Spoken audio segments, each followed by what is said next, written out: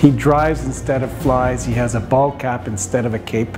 It's like he's a full-time truck driver and part-time superhero. He's like an angel of the highway. You know, he's come to the rescue, and he likely continue doing that, and he wants nothing in return. I just did what I thought was right, and like anybody would. I hope they would. Ian Fleury is the unlikeliest of heroes. He's modest and unassuming. He prefers big laughs to big scenes, but he also has a knack of being at the right place at the right time, for stepping up when no one else does, for showing his extraordinary heart even in the absence of superhuman powers. This past March, the Canada Cartage driver of 25 years was cruising along Highway 81 in the Poconos Mountains. Up ahead was another Canadian truck driver for Myers Transport. Suddenly, a pickup truck merging onto the highway inexplicably veered into the Myers truck lane, causing a collision. The Myers driver tried hard to maintain control, but his tractor-trailer overturned after both vehicles hit the guardrail. I don't think he panicked. He was more of a hero because he could have wiped that truck right out like that. But he drove the truck into the guardrail, and then he flipped it on its side. And when I came to it, he was already on the side, but nobody was stopping. Not one person.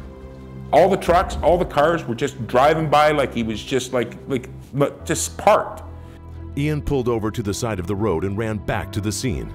Neither driver appeared severely injured.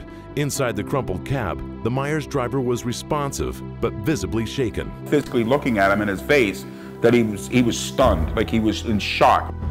The passenger door was jammed shut, so Ian went back to his truck and grabbed a load bar. He then ran to the Myers truck, smashed the windshield, and helped the driver climb out. Ian noticed the driver had some lacerations, so he applied a towel to the wounds. He then called 911 and Myers Dispatch to explain what happened. Satisfied the Myers driver was now safe, Ian got back on the road as emergency crews arrived. He had his own load to deliver. He always seems to be in the right place at the right time when somebody needs help. He's a gentle giant, he's a big guy, he's a happy-go-lucky guy. You know, we'd like to clone him if we could. He has gone way beyond the call of duty. He's put himself in harm's way to come to the rescue of an individual that he did not even know. Truly is a hero, in my opinion. Less than 2 weeks later, after his heroic actions in the Poconos, Ian was called upon by fate once again. He was crawling in traffic on Highway 401. Up ahead, he saw smoke rising. As he approached closer, he noticed smoke from the hood and flames emerging from underneath a stalled car. The driver was still inside. Sensing the danger to other drivers who had nowhere to escape, Ian blocked 2 lanes to create a barrier and force traffic to the left lane furthest from the fire. He then got out of his truck and opened the door of the burning car. The driver, apparently unaware flames were sprawling from underneath his vehicle, climbed out at Ian's command. As Ian walked the driver back to his truck, the car became completely engulfed and the tires blew out. By the time fire crews snaked their way through traffic, there was hardly anything left of the car. But everyone on the highway was unharmed. At first, Ian refused to be nominated for the Truck Hero Award. But after learning of the second incident on the 401, Mark stepped up efforts to convince him otherwise. I called him into the office, and I wanted to look him in the eyeballs and say, you are a hero. You need to be acknowledged. You deserve to be recognized. I know you don't like the limelight, but you've done it not once, but twice. You're a Superman. You're a hero. You deserve to be acknowledged, and please grant me the privilege of acknowledging you through OTA. After some reflection, Ian agreed to accept this award.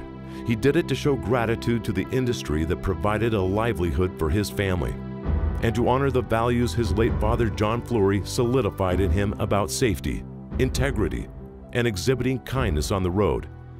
He's the only superhero Ian ever knew. Do I think I'm special? Not a chance. Do I think I'm a hero? No, no.